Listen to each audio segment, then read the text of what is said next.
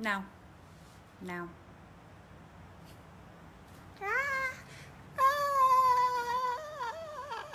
Zombie time! What? Look, I know I put this thing off for a long time. You're going to find out why. But tonight, it's Wednesday, it's hump day. We're going to get your zombie hump on. I don't even want to go down that road. You ready for it? Let's do it. We're heading into, it's Tiki night, baby. Yeah, so we're into the Blue Monkey Quarantina. Only business is monkey business. And zombies. Watch yourself. All right. We have a plethora of alcohol this evening.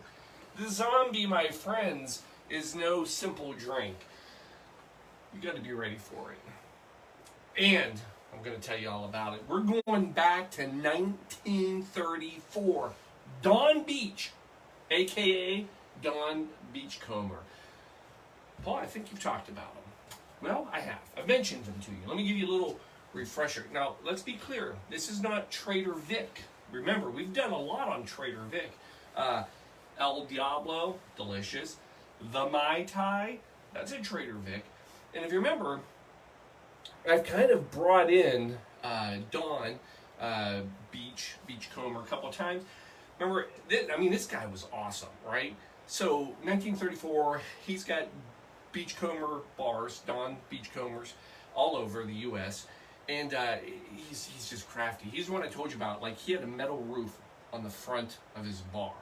And what he would do is he would put a hose up there, a sprinkler, and then he would turn it on so it sounded like and looked like it was raining. So when people went to leave, they'd be, it's raining. We'll stay for one more. Oh, what? This guy's a genius. This is the same guy I told you about who in the 1950s, sadly, got divorced and loses all of his bars. Ex-wife gets all the bars, and they prohibited him from opening another Beachcomber's bar in the U.S. So, what's his SOB do?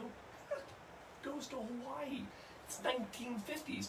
Hawaii doesn't become a state till 59. He opens them up, and that's when the tiki craze even goes crazier.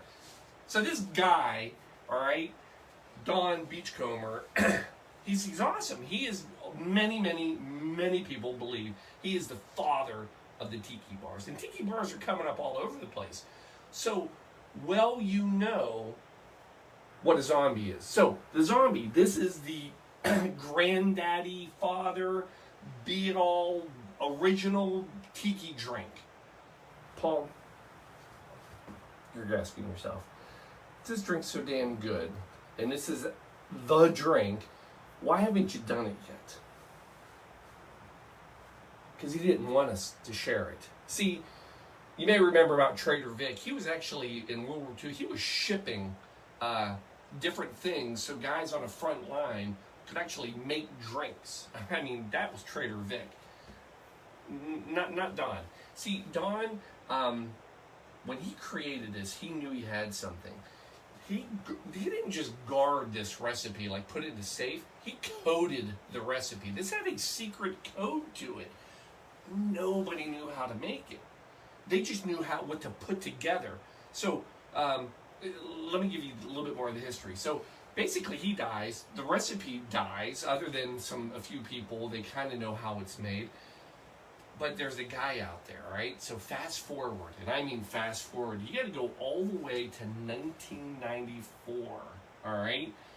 Beach Bum Berry. By the way, I've decided I need a good beach name. Now, I don't give ideas. Obviously, Don Beach, Beachcomber, Trader Vic. I mean, that just sounds very tiki. And now we've got Beach Bum Berry. Suggestions, please. Now, what did Beach Bum Berry do? Well, in 1994, he went on a quest. It's like the Holy Grail. He wanted to figure out the recipe of the original zombie. So he went on a hunt. This was no easy hunt either. He went on and on. He tried to find old bartenders. He tried to find people that had worked there, people that had competing bars, everybody that tried to get this recipe. Then in 2005, folks, this is not that long ago, 2005, he finally stumbles on a daughter of one of the original bartenders at one of Don Beachcomber's places. She says, I have my father's old notebook that he carried. So she gives it to Barry. He goes through it. He finally finds most of the recipe. And then, the very last part of the recipe, it says this. The secret ingredient is Dawn's mix. What the hell? So, it's like this is like, if you could make a drunken version of, National Treasure, this is the movie, right? So they get all that way, and it's another damn clue, and another clue to another clue. So now he's got to figure out what's Don's name. Well, further in that same book, thankfully, he finally discovers that there is another page where this gentleman had written down what Don's mix was. Don's new mix. And he figured it out. It was grapefruit. 2 parts grapefruit to 1 part spice number 4. Yeah, another clue. And it ended.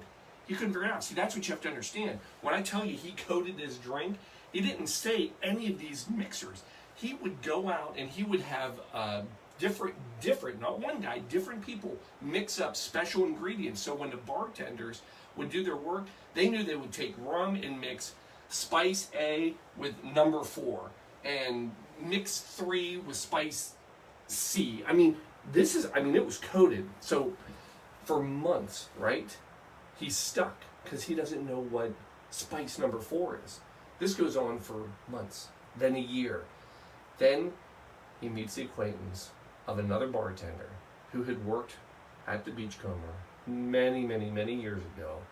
And Beach Bum Barry says, of any chance, do you know what spice number 4 was? And he laughs and he goes, I do. And he told him. And I know it. But I'm not going to tell you. Now I'm going to tell you. Let's make the damn drink, Paul. Now, here's the problem. We're making the original. You can go to any tiki bar and order a zombie, right? You can go to a lot of bars and order a zombie. I'm going to tell you they're probably almost all wrong. And the reason is they just take a bunch of rum. And I've looked in 8 minutes today on Google. I found 20 different recipes. And it's funny because it's rum. Just take a bunch of rum, put in papaya and guava, a bunch of different juice. The crazier it sounds, the more it seems to be. My folks, today's the original. And we're going to do it. And I'm going to tell you the key ingredients. And if you're ever out, you'll know if you have the right one. The first one, falernum. Remember this little bad boy from the Mai Tai days? That is a ingredient. That is a good one. Remember, this is 1800s from Barbados. Lime, cloves, ginger. Oh, you got it. And then spice number 4. We're not there yet. You gotta wait. All right, first of all, let's get to rums. Now, I will tell you, ice in here, all right? If this drink it's heavy. So, first thing you need is a gold rum, all right? So, we're gonna go with a little Bacardi, right? So, this is just a nice gold rum, 3 ounces. 1.5 ounces per, but, I try to make one for Shelby all the time. I don't know if you've ever paid attention. So, this is, we're kind of going, there's me and Shelby, and then here's the 3rd ounce right here. That was just for Shelby.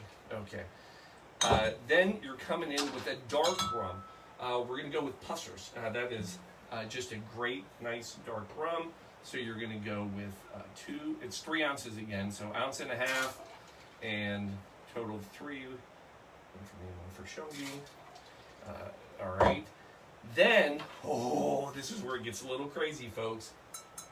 Overproofed rum. So overproof means anything over 100 proof, right? So you might be thinking like Bacardi 151. Yes, that's a good one. I went with Ray and Nephew. Funny little tie back. Paul, I think I've heard you talk about Ray and Nephew. That is because the original Mai Tai, created by Trader Vic. Sorry, Don, I hate to talk about Trader Vic this much, but remember, the Mai Tai was made because Trader Vic basically bought out all of this superb Rye and Nephew rum. Not this one. This is overproof. It's good, but it isn't, and that's what he made it. But anyway, you give a crap less. Ounce per. So 2 ounces total of this bad boy. I can smell that. Yeah. 1 ounce each. Like I told you, this drink is not for the faint of heart. Now, coming back in with our Velvet Falernum. Remember, we just talked about it. We're going to go half an ounce per, so 1 ounce total. Again, if you don't see them putting this in there, it's already wrong. Then we're coming in Angostura. Yep, need a little bit of bitters. Dash per, so 2 dashes there. Ready for this one? Grenadine. A good solid pour. So a spoonful is what they call for. Now remember, we made our own grenadine. Not cherry juice, pomegranate syrup. You remember? Watch another episode. I already made it once. But we're gonna go with 2 nice squirts of that. You can use Pernod, or you can go with absinthe. Yeah, a little bit of the spice, a little licorice. I'm going to go with a dash, 10 drops of absinthe. We got that going. Now, honest to God, there is actually juice in this eventually, and we're hitting it right now. We're going to go with lime. Ounce, 3/4 of an ounce. Hi, Darcy.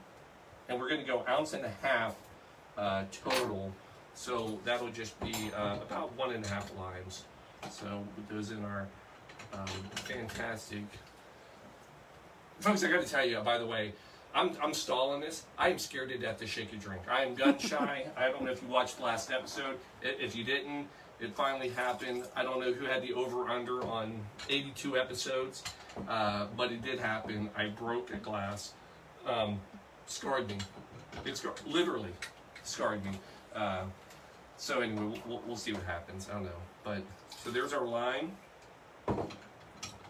Then, I'm waiting to the end for you to find out what the secret sauce is.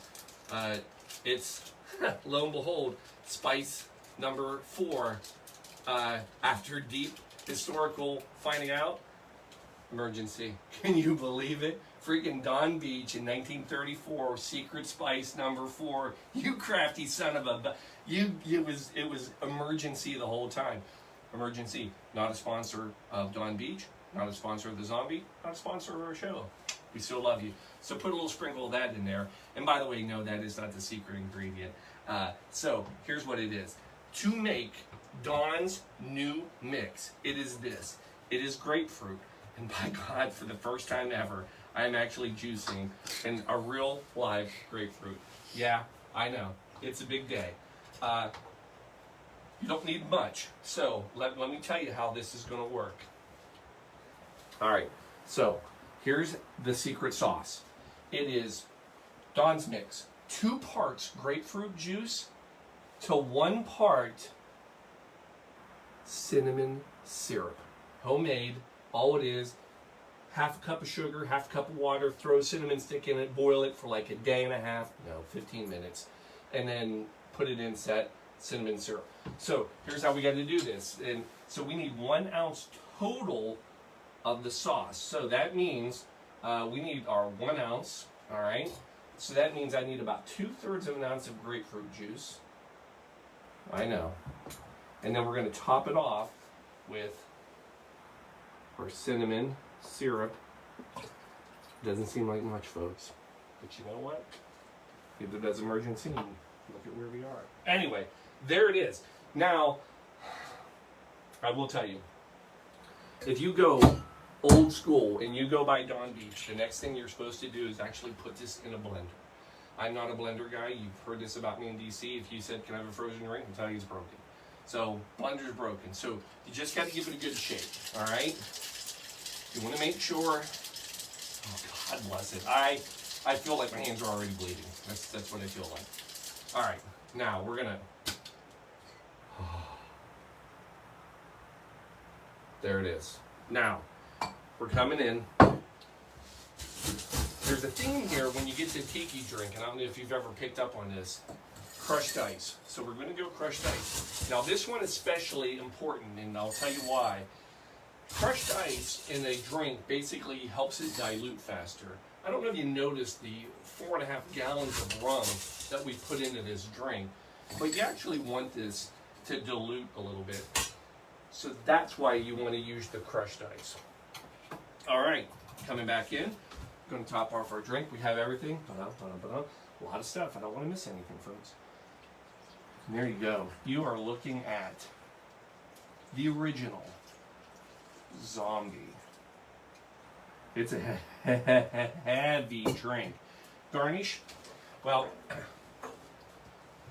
can't find a lot about it, but everybody agrees that you got to do this. You got to put mint in it. Snag it, wake it up. Then you go right there.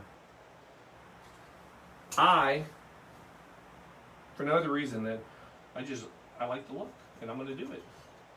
I am going to go and put a little lime wheel on each of these. Right behind that, you know, almost like a little, look at that, it's like a little palm tree in the sunset. All right. Paul, have you been drinking today? No, I'm still not allowed to drink. I'm only on day 12 or 13 of diverticulitis. Funny story there. The last thing we're going to do, and I don't know if this is legal or not. I didn't see anybody say you can or can't, but you know what? Let's tiki this up. We're gonna tiki this bad boy all sorts of up, and we're going boom. Cause why wouldn't you, right? There's no rules. Actually, there are a lot of rules, and I probably broke some of them. But you know what? What I didn't do, I didn't break a glass tonight. So call this a celebration, my friends. There you have it. That is the official quarantine zombie drink from 1934 coming back at you. It smells delicious. I got to give it the sip. I don't want to poke an eye out.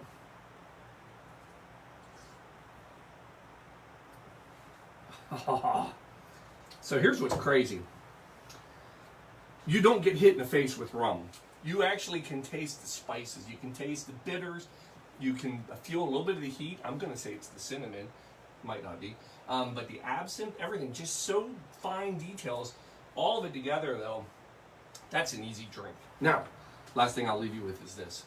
Don, our buddy Don Beach, he would say this about this. This drink, the zombie, it was a mender of broken dreams. So, now, I don't know that this is going to fix any of your broken dreams you have. I will tell you this. You drink one of these, you're going to forget about all of your broken dreams.